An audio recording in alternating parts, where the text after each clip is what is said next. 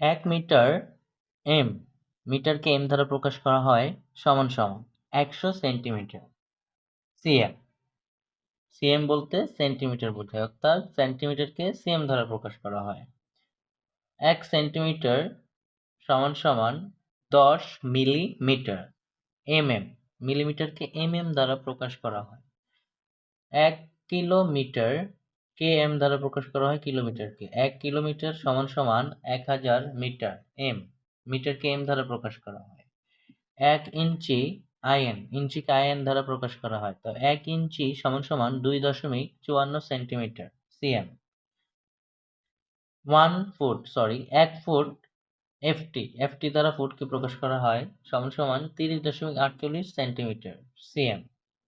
তো এই হচ্ছে আমাদের দৈর্ঘ্যের এককগুলো। আশা করি সবাই বুঝতে পেরেছ।